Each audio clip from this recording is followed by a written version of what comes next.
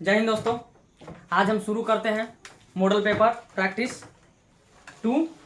आज क्लास दूसरा है। हम इसमें मोस्ट वीवीआई इंपॉर्टेंट क्वेश्चन को जो है हम लोग यहाँ पर डील करेंगे, जो बिहार बोर्ड में आने की पूरी संभावनाएं हैं। ठीक है, तो चलते हैं अब देर ना करते हुए। पहला प्रश्न है आपके सामने कि समतल दर्पण की फोकस दूरी होती है। समतल दर्पण की फोकस दूरी होती है अनंत, शून्य, 100 सेंटीमीटर या 50 सेंटीमीटर। तो दोस्तों आप जानते हैं कि समतल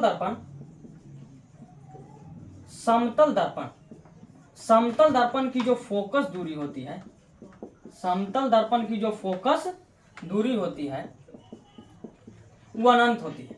अनंत का अर्थ हुआ कि इसकी निश्चित सीमा नहीं होती इसकी फोकस दूरी की।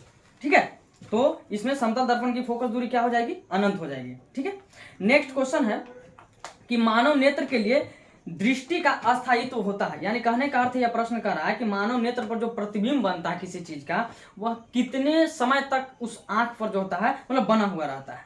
तो इसका हो जाएगा आपको 1/10 सेकंड, 1/16 सेकंड या 1/6 सेकंड या 1/18 सेकंड। तो इसका सही आंसर होगा 1/10 सेकंड। इसका अर्थ हुआ कि अगर हमारे आंख पर जो प्रतिबिंब बनेंगे, हमारे आंख पर जो प्रतिबिंब बनेगा, हमारे आंख पर जो प्रतिबिंब बनेगा वह 1/10 सेकंड तक 1/10 सेकंड तक बना रहेगा, यानी कि 1 सेकंड का 10वां भाग तक। ठीक है, चलिए आप लोग को एक्स्ट्रा पता रखना चाहिए कि जो प्रतिबिंब हमारे आंख पर बनता है वह कहाँ बनता है? रेटिना पर। कहाँ बनता है? रेटिना पर, या इसी को हम लोग क्या कहते हैं? दृष्टि पटल। क्या कहते हैं?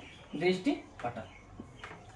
ठीक है, एक बात याद रखिएगा, आपको जो क्वेश्चन ही बताया जा रहा है, एक क्वेश्चन से आप रिलेट करके कम से कम 5 क्वेश्चन याद रखिएगा। आपको परीक्षा में किसी भी प्रकार से क्वेश्चन पूछी जा सकती है। ठीक है, तो जानकारी आपको रखना जरूरी है। नेक्स्ट क्वेश्चन है आपको कि हमारे घरों में जो विद्युत आपूर्ति की जाती है वह क्या होता है? 220 वोल्ट पर दिष्ट धारा होती है, या 12 वोल्ट पर दिष्ट धारा होती है, या 220 वोल्ट पर प्रत्यावर्ती धारा होती है, या 12 वोल्ट पर प्रत्यावर्ती धारा होती है। तो इसका सही आंसर हो जाएगा आपको 220 वोल्ट पर प्रत्यावर्ती धारा होती है। क्योंकि हमारे जो घरों में जो बिजली होती है, जिससे आप बिजली का प्रयोग करते हैं, और हमारे घरों में जो बिजली आती है उसकी वोल्टेज 220 वोल्टेज होती है। और इसकी आवृत्ति भी पूछी जाती है कि आवृत्ति कितनी होती है, तो 50 हर्ट्ज होती है। 50 हर्ट्ज होती है। ठीक है, और एक बात याद रखिएगा, हमारे घरों में जो विद्युत आती है वह एसी होता है या डीसी? एसी होता है या डीसी? तो आप लोग याद रखिएगा, हमारे घरों में जो करंट आती है यानी कि धारा जो विद्युत आती है वह एसी करंट होती है, डीसी नहीं। ठीक है, याद रखिएगा। और उसकी वोल्टेज कितनी होती है? 220 वोल्टेज, और उसकी आवृत्ति कितनी होती है? 50 हर्ट्ज होती है। ठीक है, तो ध्यान रखिएगा। नेक्स्ट क्वेश्चन है आपको कि निम्न में से किस लेंस की फोकस दूरी धनात्मक होती है? निम्न में से किस लेंस की फोकस दूरी धनात्मक होती है? तो उत्तल लेंस की फोकस दूरी धनात्मक होती है, और अवतल लेंस की फोकस दूरी ऋणात्मक होती है। अवतल लेंस की फोकस दूरी क्या हो जाएगी? ऋणात्मक हो जाएगी। नेक्स्ट आपका प्रश्न है कि निम्न में से किस माध्यम का अपवर्तनांक अधिक होता है? ऑप्शन है हवा, जल, शीशा या हीरा। तो आपको याद रखना है कि हीरा जो होता है, हीरा जो आपको होता है वह उसका अपवर्तनांक सबसे अधिक होता है। हीरा का अपवर्तनांक सबसे अधिक होता है, ये आपको ध्यान रखना है। ठीक है, इसमें हवा, जल और शीशा नहीं होगा, इसमें हीरा होगा। ठीक है, नेक्स्ट आपका प्रश्न है कि निकट दृष्टि को किस लेंस के उपयोग द्वारा संशोधित किया जा सकता है? आपको इस प्रश्न को ऐसे भी पूछी जाती है कि निकट दृष्टि दोष वाले व्यक्ति को किस लेंस के चश्मे का प्रयोग करना चाहिए। ठीक है, तो आप इसमें ऑप्शन मारेंगे अवतल लेंस, उत्तल लेंस, द्विफोक्सी लेंस या इनमें से सभी। तो आप मारेंगे अवतल लेंस। जो निकट दृष्टि दोष होता है उसमें हम लोग अवतल लेंस के चश्मे का उपयोग करते हैं। ठीक है, एक बात याद रखें, अब इससे रिलेटेड क्या अपना आपको प्रश्न पूछ सकता है? तो आपको प्रश्न पूछा जा सकता है कि सर दीर्घ दृष्टि दोष जो होता है उसमें जो है किस लेंस के चश्मे का प्रयोग किया जाता है? तो उसमें हो जाएगी आपको उत्तल लेंस। आपको जो है क्या बोलते हैं उसको, जरा दृष्टि दोष होगी तो उसमें आपको किस लेंस का प्रयोग होगा? तो उसमें आपको हो जाएगा द्विफोक्सी या बाइफोकल लेंस कहते हैं। एक होता है आपको अबिंदुकता। अबिंदुकता में आपको किस लेंस का प्रयोग करेंगे? सिलिंडराकार या बेलनाकार। ठीक है, तो सर निकट दृष्टि दोष में क्या होता है? तो निकट दृष्टि दोष में होता है आपको निकट की वस्तुएं जो होती है वह आपको स्पष्ट दिखाई पड़ती है। निकट की वस्तुएं आपको स्पष्ट दिखाई पड़ती है, परंतु दूर की वस्तुएं दूर की वस्तुएं आपको स्पष्ट दिखाई नहीं पड़ती। और दीर्घ दृष्टि में उल्टा होता है। दीर्घ दृष्टि में दूर की वस्तुएं आपको स्पष्ट दिखाई पड़ती है, लेकिन आपको निकट की वस्तुएं स्पष्ट दिखाई नहीं पड़ती। जरा दृष्टि दोष में क्या होता है? जरा दृष्टि दोष खास करके बुढ़ापे में होने वाला यह दृष्टि दोष है। ठीक है, सिलेरी मांसपेशियां की जब क्षमताएं घटती है तो यह जरा दृष्टि दोष होता है। ठीक है, इसमें होता क्या है कि इसमें आपको न दूर की वस्तु और न ही निकट की वस्तु, दोनों में से कोई वस्तु स्पष्ट आपको दिखाई नहीं पड़ती है। तो उसके लिए हम द्विफोक्सी या बाइफोकल लेंस के प्रयोग करते हैं। उसमें क्या होता है सर? उसका अर्थ हुआ कि उसमें उत्तल लेंस भी लगा होता है और अवतल लेंस भी लगा होता है, ताकि दोनों वस्तुओं को स्पष्ट रूप से देखी जाए। एक होता है अबिंदुता, या खास करके किसी मेंटली डिसऑर्डर के कारण होते हैं। ठीक है, उसमें होता है कि क्षैतिज की वस्तुएं होती है ना, वो ऊर्ध्वाधर नजर आती है, और जो ऊर्ध्वाधर की वस्तुएं होती है वह क्षैतिज नजर आती है। तो उसको दूर करने के लिए हम क्या करते हैं? बेलनाकार या सिलेंडर आकार के जो लेंस होते हैं उसका उपयोग हम लोग करते हैं। ठीक है, चलिए हम लोग दोस्तों नेक्स्ट क्वेश्चन देखेंगे कि वस्तु से छोटा प्रतिबिंब बनाता है कौन? अवतल दर्पण, उत्तल दर्पण, समतल दर्पण, या अवतल दर्पण एवं उत्तल दर्पण दोनों क्या बनाएंगे? तो आपको याद रखना होगा कि जो वस्तु से छोटा प्रतिबिंब बनेंगे तो वह अवतल दर्पण में भी बनेंगे और उत्तल दर्पण में भी बनेंगे, क्योंकि अवतल दर्पण में बड़ा भी बनते हैं और छोटा भी बनते हैं प्रतिबिंब, लेकिन उत्तल दर्पण में केवल छोटा बनता है। तो यहाँ पर आंसर हो जाएगा अवतल दर्पण उत्तल दर्पण दोनों, क्योंकि छोटा की बात कर रहा तो छोटा तो दोनों में बनेगा, अगर बड़ा की बात करता तो बड़ा सिर्फ अवतल दर्पण में बनते हैं। ठीक है, ध्यान रखिएगा।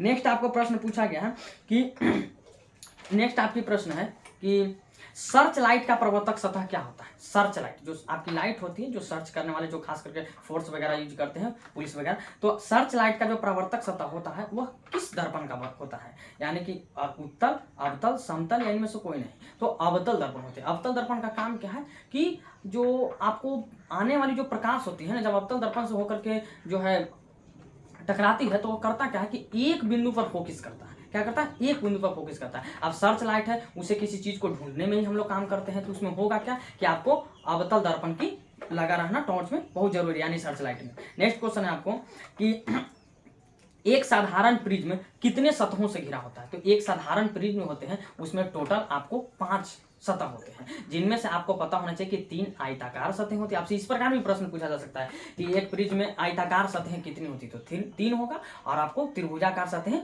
2 होगा। अच्छे सर, प्रिज्म किस चीज की बनी होती है? तो प्रिज्म आपको कांच का बना, एक स्पेशल कांच का बना होगा। क्या होती है? मतलब आपको वस्तु होती है जिसका काम है उसके अंदर से अगर प्रकाश को गुजारा जाए, श्वेत प्रकाश या सूर्य के प्रकाश को, तो 7 रंगों में विभाजित कर देती है। ठीक है, यानी कि बांट देती है। क्लियर है? नेक्स्ट क्वेश्चन है आपको कि प्रतिबिंब का आकार हमेशा वस्तु के बराबर है, तो दर्पण क्या होगा? तो इसमें समतल दर्पण होगा। आपको वस्तु का जो है आकार हमेशा बराबर है, ये हमेशा की बात कर रहा है, कभी कभी नहीं, हमेशा बराबर ही वस्तु के बराबर आकार के प्रतिबिंब बनेगा, तो इसमें समतल दर्पण हो जाएगी। नेक्स्ट आपके क्वेश्चन है कि आकाश का रंग नीला क्यों प्रतीत होता है? यह वेरी वेरी इंपॉर्टेंट क्वेश्चन है, आप इस पर एकदम फोकस रखें कि आकाश का रंग नीला क्यों प्रतीत होता है? प्रकाश के अपवर्तन के कारण, प्रकाश के प्रकीर्णन के कारण, प्रकाश के परावर्तन के कारण, इनमें से कोई नहीं।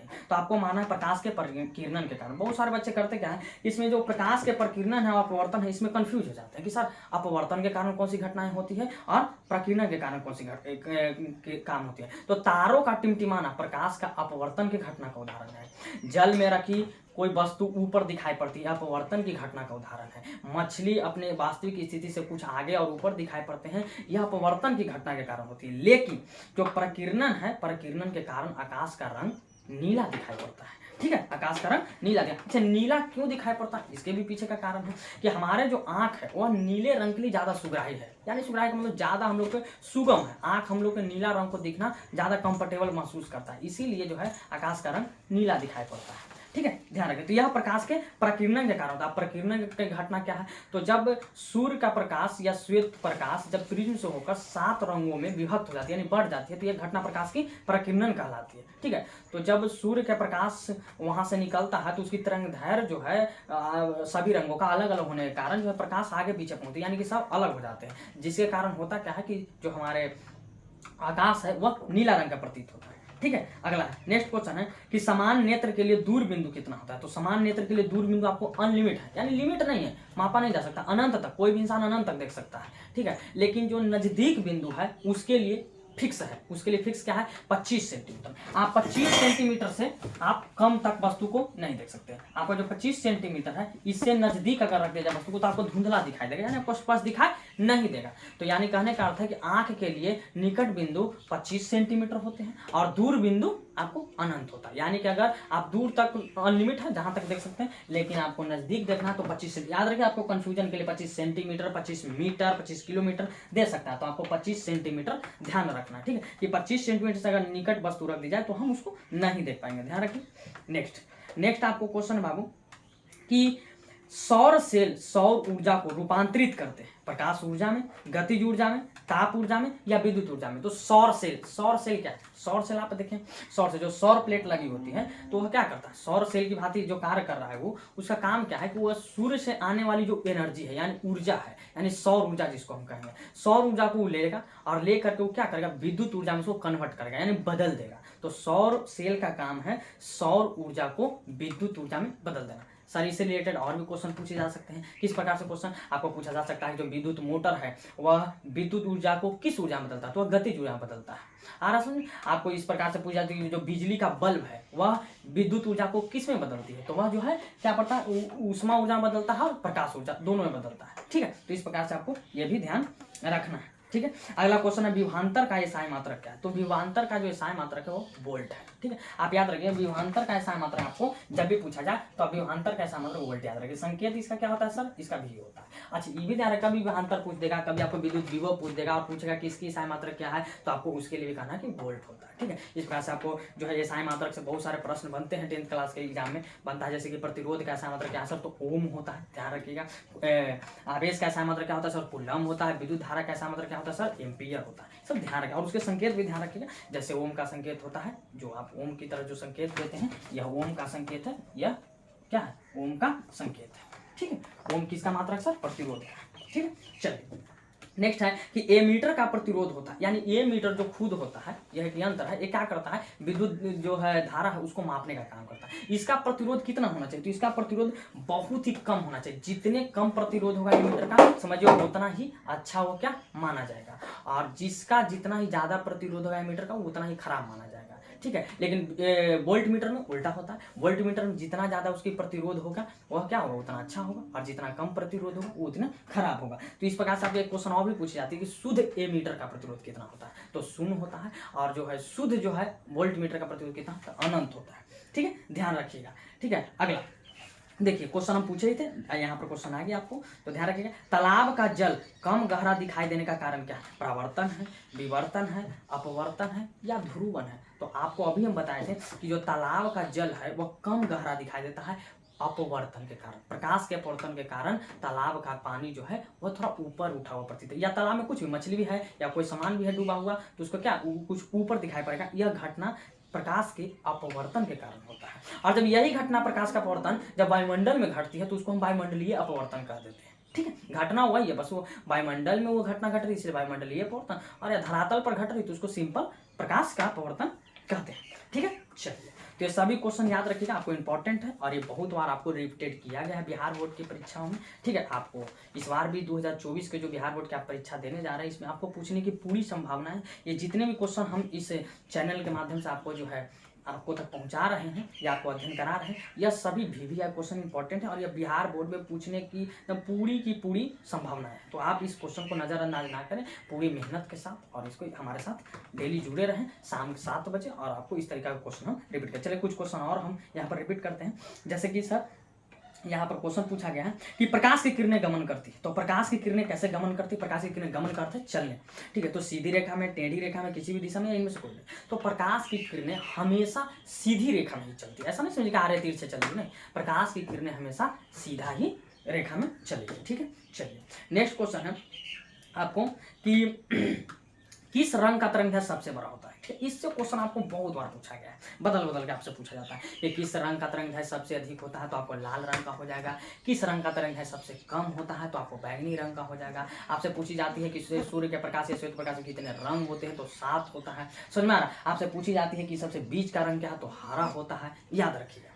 ठीक है, इस प्रकार से आपको क्वेश्चन पूछी जाएगी। नेक्स्ट क्वेश्चन है आपको कि कार्य करने की क्षमता को क्या कहते हैं, तो कार्य करने की जो क्षमता होता है उसको हम लोग शक्ति कहते हैं। ध्यान रखें, कार्य करने की क्षमता हो तो उसको शक्ति को हम इंग्लिश में पावर भी कहते हैं। इसका संकेत क्या होता है सर, P होता है। शक्ति का एसआई मात्रक भी आपसे कभी कभी पूछी जाती है, शक्ति का एसआई मात्रक क्या होता है, वाट होता है। ध्यान रखें, उसकी संकेत क्या होगी, W होगी। ठीक है, अगला प्रकाशिक माध्यम कितने प्रकार के होते हैं, तो प्रकाशिक माध्यम तीन प्रकार। प्रकाशिक माध्यम का क्या अर्थ हुआ? प्रकाशिक माध्यम का अर्थ हुआ कि प्रकाश को चलने के लिए कितने माध्यमों की आवश्यकता पड़ती है। तो प्रकाश तीनों माध्यम में चल सकता है, जल में भी चल सकता है, हवा में भी चल सकता है और ठोस में भी चल सकता है। जल सर, जैसे आप पानी में प्रकाश को आप टॉर्च मारिए, आपको जल में भी प्रकाश आपको गमन करता हुआ दिखाई देगा, यानी कि प्रकाश जल में भी आपको लाइट दिखाई देगी। हवा में तो प्रकाश चल ही रही है। और ठोस में जैसे कि हीरा का चमकना, कोई भी चीज़ जो है आपको कांच चार पार भी होती है प्रकाश, तो यानी कि कांच में, यानी ठोस है कांच, उसमें भी आपको क्या करे? प्रकाश आर पार करे, यानी कि गमन कर रही। तो प्रकाश को चलने के लिए तीन माध्यम, हालांकि प्रकाश निर्वात में भी गमन करती है। कंफ्यूजन के लिए आपको कभी ऐसा प्रश्न पूछा जाता है, जैसे कि बहुत सारे कंपटीशन वाले क्वेश्चन में भी पूछा जाता है ऐसा कि धमनी इनमें से किसमें गमन नहीं करता है? तो धमनी याद रखिएगा, धमनी जो है आपको निर्वात में गमन नहीं करता है, ठीक है। यानी जहाँ वायुमंडल नहीं है वहाँ धमनी गमन नहीं करेगी, यानी कि एक जगह से दूसरी जगह नहीं जा पाएगी। लेकिन प्रकाश चाहे हवा हो, जल हो, ठोस या निर्वात हो, जहाँ हवा नहीं हो फिर भी प्रकाश जा सकती है। जैसे देखिए सूर्य से हमारी पृथ्वी की दूरी बहुत है, वहाँ कुछ हमारे हद तक ही वायुमंडल है और उसको ऊपर वायुमंडल नहीं, अंतरिक्ष में वायुमंडल नहीं, फिर भी सूर्य के प्रकाश हमारे पृथ्वी तक पहुँच रहे। इसका कारण क्या? इसका अर्थ है कि आपको प्रकाश जो है निर्वात में भी गमन करती है। और याद रखिएगा, निर्वात और हवा दोनों में प्रकाश की चाल लगभग बराबर होती है। इसलिए कहा जाता है, अगर आपसे निर्वात में पूछे कि प्रकाश की चाल कितनी होती है तो आपको उसको भी बताना है कि 3×10⁸ मीटर प्रति सेकंड होता है, यानी कहने का अर्थ है कि 3 लाख किलोमीटर प्रति सेकंड होता है। और अगर हवा में पूछते तो भी आपको कहना है कि 3 लाख किलोमीटर प्रति सेकंड होता है। अगर जल में पूछा जाए तो जल में प्रकाश की चाल आपको याद रखना है 2,25,000 किलोमीटर प्रति सेकंड होता है। लेकिन यही अगर आपको कांच में पूछ दिया जाए, ठीक है, तो आपको 2 लाख किलोमीटर प्रति सेकंड होता है प्रकाश की चाल, यानी 1 सेकंड में उतनी दूरी तय कर लेगा, ठीक है। चलिए नेक्स्ट क्वेश्चन है आपको कि डायनेमो परिवर्तित करता है विद्युत ऊर्जा को यांत्रिक ऊर्जा में, या यांत्रिक ऊर्जा को विद्युत ऊर्जा में, या रासायनिक ऊर्जा को विद्युत ऊर्जा में, या विद्युत ऊर्जा को रासायनिक ऊर्जा। तो इसका आंसर भी हो जाएगा, यानी कि डायनेमो जो था, जिसको हम लोग जनरेटर भी कहते हैं, हिंदी में जनित्र भी लिखा रहेगा, आपसे पूछा जाता है जनित्र, जनरेटर, या ये तीनों एक ही चीज का नाम है। तो ध्यान रखें, कंफ्यूजन में मत रहिएगा आपको। यांत्रिक ऊर्जा को जो है विद्युत ऊर्जा में बदलने का काम डायनेमो का। हालांकि डायनेमो भी दो प्रकार का होता है, एक एसी डायनेमो होता है और एक डीसी डायनेमो होता है। जो एसी डायनेमो होता है उससे प्रत्यावर्ती धारा यानी एसी करंट निकलती है, लेकिन जो डीसी होता है, जो खास करके हम लोग शादी ब्याह में जो यूज करते हैं, ठीक है, तो उसमें जो जनरेटर होता है, जो जनरेटर है वो डीसी धारा दे रही है, ठीक है। डीसी और एसी में अंतर क्या है सर? तो देखिए एसी जो होता है हमेशा आवर्त गति के रूप में चलता है, लेकिन जो डीसी होता है वह किस रूप में चलती है? सिर्फ सीधी रेखा में चलती है। सबसे ज्यादा खतरनाक आपको एसी करंट होती है और सबसे कम खतरनाक आपको डीसी करंट होती है, ठीक है, तो याद रखिएगा। चलिए आज हम यहीं पर वीडियो को रोकेंगे, ठीक है। नेक्स्ट हम आपको कल जो है मॉडल पेपर 3 की प्रैक्टिस करवाएंगे। और आप सभी विद्यार्थियों से अनुरोध है कि आपको वीडियो अच्छा लगा, हमारे पढ़ाने का तरीका अच्छा लगा, तो आप लोग इस वीडियो को सब्सक्राइब करें और लाइक करें। आप लोग की मदद से इस वीडियो को हम बहुत ऊंचे तक पहुंचाएंगे और आप लोग की इस परीक्षा में जो 2024 में होने वाला मैट्रिक है उसमें आपको बहुत ही उपयोगी फूल यह वीडियो होगा। चलिए चलते हैं, जय हिंद।